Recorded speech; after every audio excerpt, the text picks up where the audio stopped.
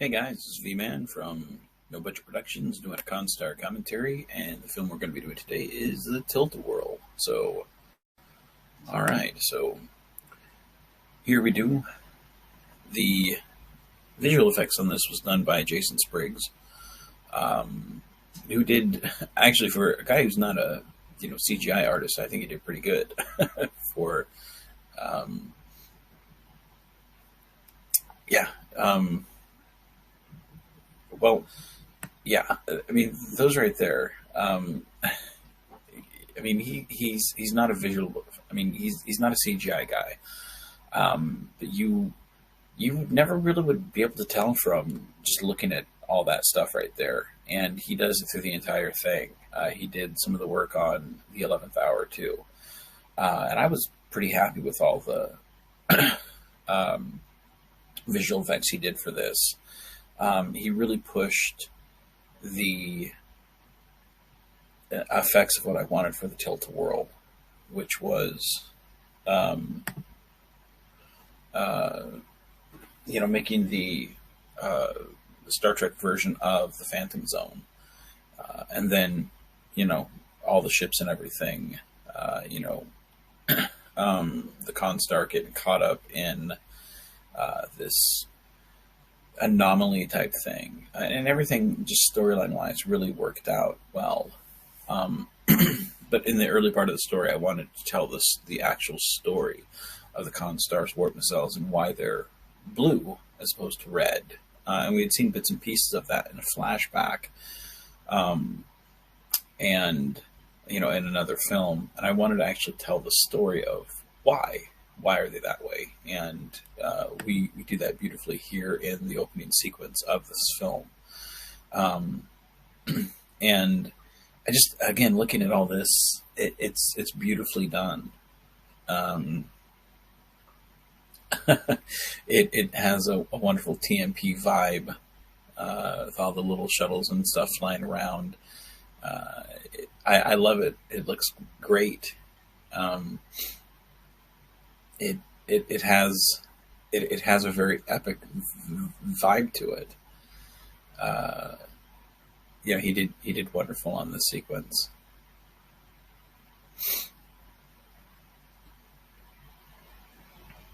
And again, it took different elements from a filming perspective, because I remember seeing uh,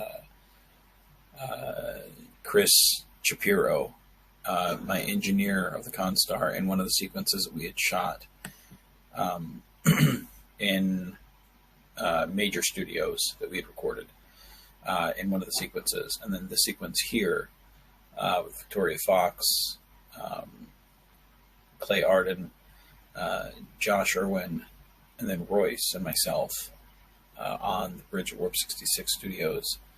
And, we're on the Constar doing that sequence of uh, Operation Twinkle Star, which was Royce's favorite song at the time.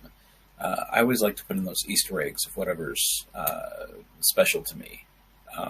And I wanted to make sure that I put that in the film, because I wanted, as a dad, I wanted to be able to look back and go, oh yeah, that's right, Twinkle Star. Royce always loved saying Twinkle Star. So it meant a lot to me to put that in the film, and have that as part of the Constar stuff. So, um, but I love the sequence of the warp nacelles going from red to blue. Uh, and that's CGI done by,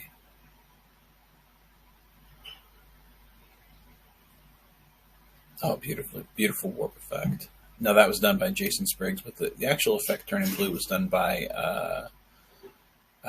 Joey Benoist.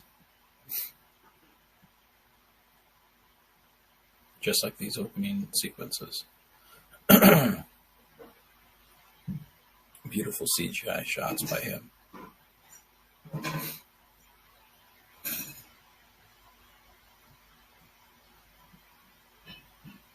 And the Constar B. And I always wanted like from these segments of films, I wanted the Constar to be a ship of legacy, you know. Um, so we're telling the early part of that ship's history.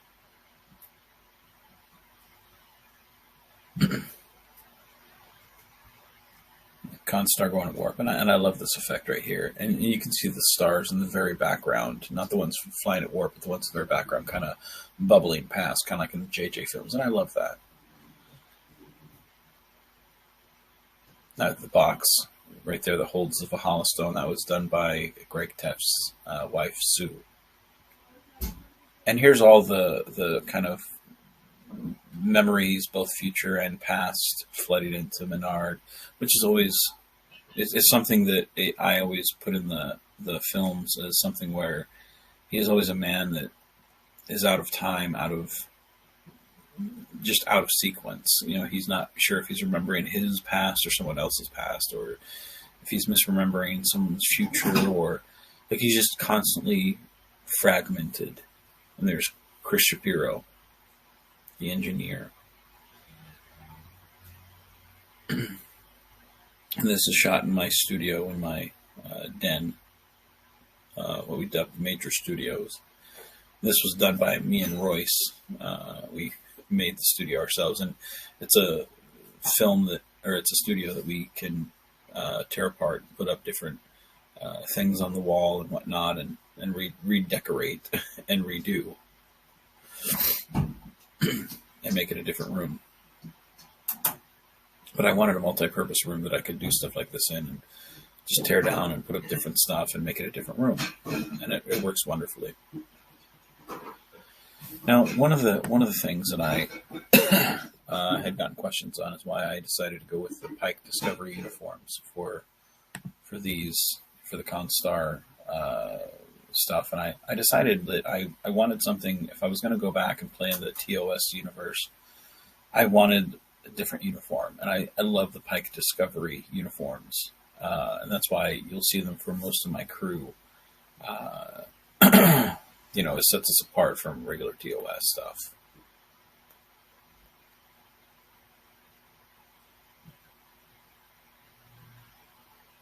I have it explained in there that captain has the discretion to use whatever uniform they want for their ship. There's some discretionary basis, and that was my reasoning for that. And that storm kind of has the same effect as like the ion storm for the mirror universe. Like that storm is affecting the quadlithium, and that storm here takes the captain, puts him in the tilt-a-whirl.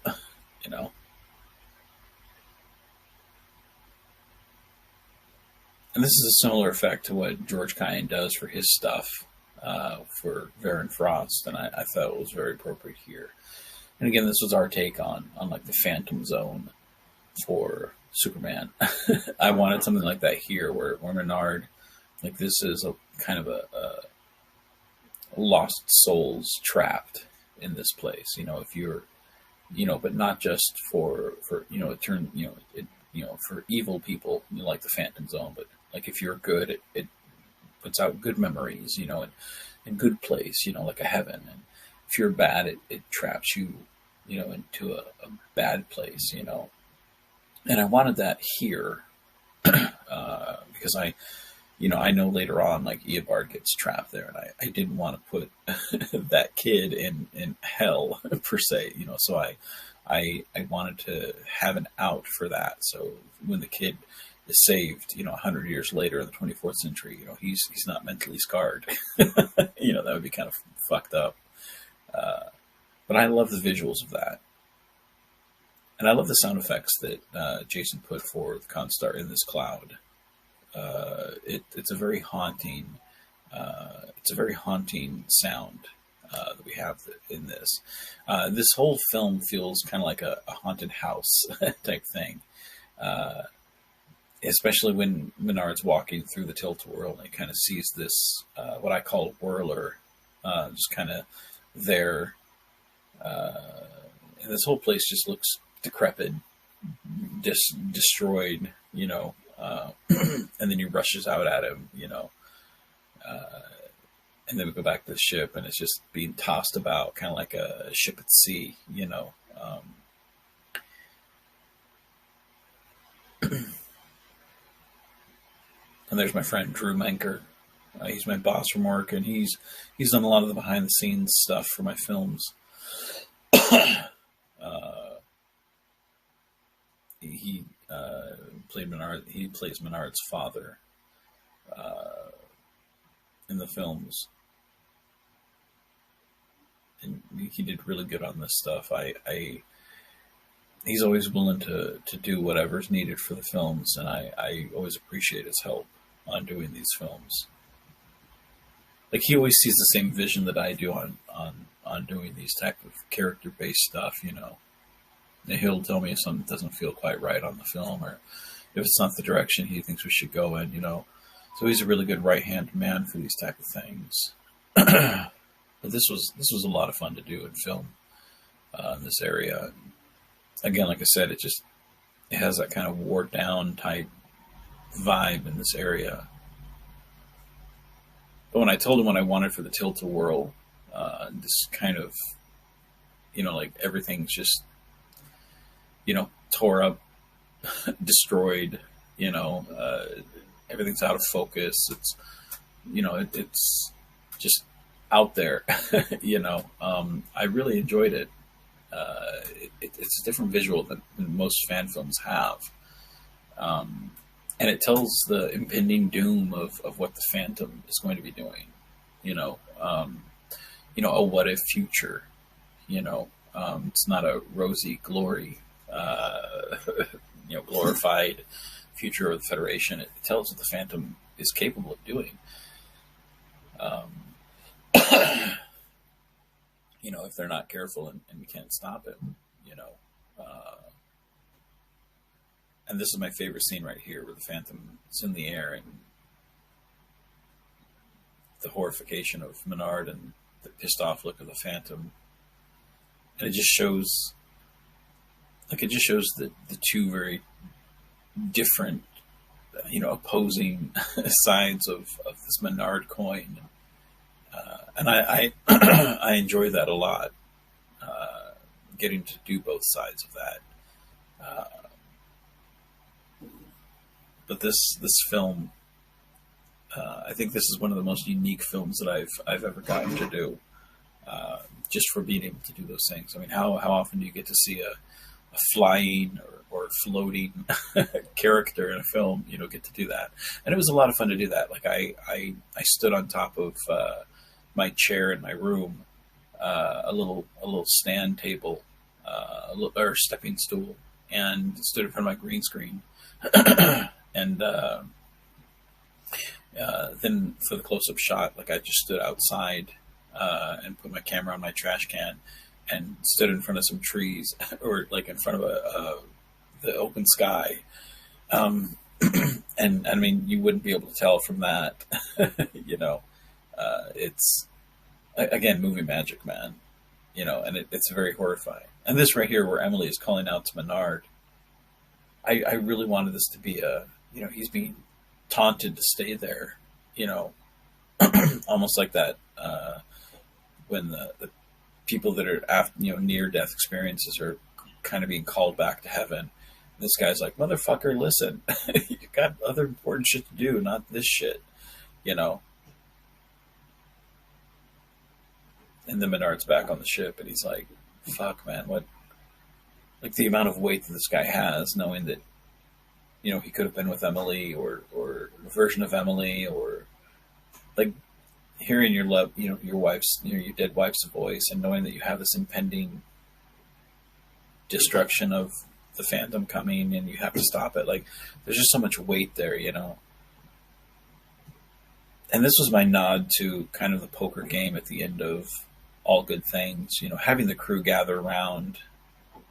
Like, I wanted that here, you know, with the crew, just talking. And plus, I felt it was very important to have everybody gathered around the table and Menard talking with his crew, and real friends and family type vibe, where it is a moment to breathe and kind of take everything in, you know, kind of a happy ending before Menard leaves. And then, as this has been shown in a flashback, Menard goes home, sees Eobard, and then sees Menard's been playing with the stone, and Menard's like, "Oh shit!" And then it starts glowing, and then it fucks with Menard's mind, and Eobard is now gone.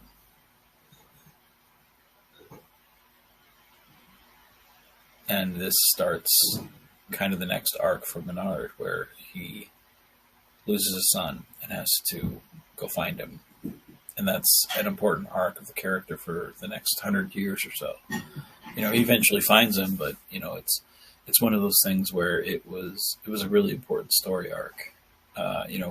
This film I felt was very important because it links a lot of things up for the 23rd and 24th century, and I really love this film. Again, we only saw certain things in flashback form, from the Constar's warp nacelles turning blue to Eobard going missing, and this fills in those gaps wonderfully, I felt, while telling an independent story that didn't really have much to do with either, but fills in those gaps with both, and I loved that.